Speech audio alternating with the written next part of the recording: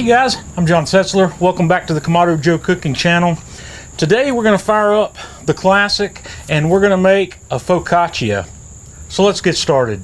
We're going to work here on building a little flavor bomb for this focaccia, and I like to start this early, several hours early if possible. I took 4 ounces of Asiago cheese and I just coarsely chopped that.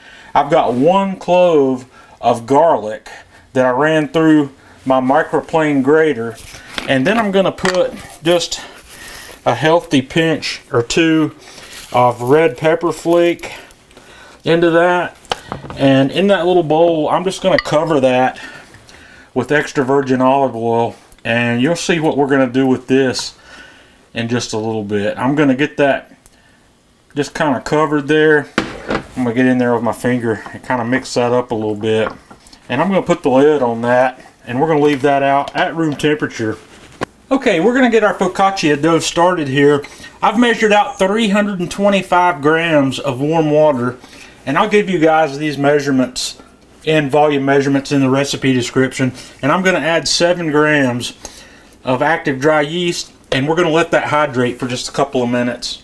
Okay, once our yeast is hydrated, we're going to add 7 grams of kosher salt. I've got 500 grams of all-purpose flour, and we're going to drizzle on about probably 15 grams or so of olive oil, which is about a tablespoon. And we're going to put this on the mixer with the dough hook. And I'm going to knead this for about 6 or 7 minutes. Okay, after about 6 or 7 minutes that dough's come together, we're going to take it out.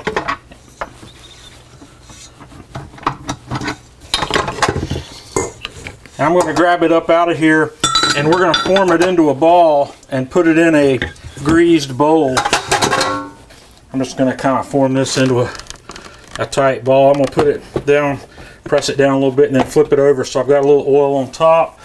And then we're going to cover that with a piece of plastic wrap, and we're just going to let it rise at room temperature here for an hour or so.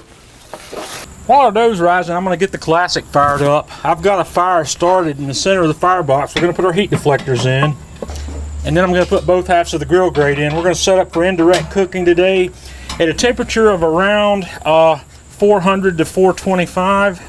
In order to get to 400 to 425, I'm going to leave the bottom vent fully open, and I'm going to leave the top vent fully open until we get up around 350, and then I'm going to start closing it down until we settle in at around, like I said, 400 to 425.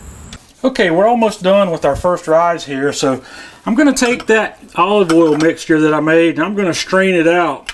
We're going to strain the olive oil itself into a separate jar here, and we're going to separate the cheese and leave it behind. And I'm just going to dump the cheese back into its original container, and we're going to use that. Okay, now we're ready to start building our focaccia. I've got a 9 by 13 baking dish here, and I'm going to just sprinkle a little bit of semolina flour in the bottom of it. If you don't have semolina flour, you can use rice flour, or you can even use a little bit of olive oil there. That's just to help keep this from sticking. So our dough is really puffed up nicely here. So what I'm going to do is I'm going to roll this dough out into our pan. And I'm going to wet my hand a little bit, and we're just going to spread this out. We're going to kind of press this down and shape it into this pan. I want to kind of press that in to where it fills the pan. And then we're going to take 2 tablespoons or so of that olive oil and drizzle it on top. And I'm just going to take my fingers and we're going to spread that over the entire surface. And then I'm just going to take my fingers and kind of punch little holes. And the next thing I want to do is put a few tomato slices in here.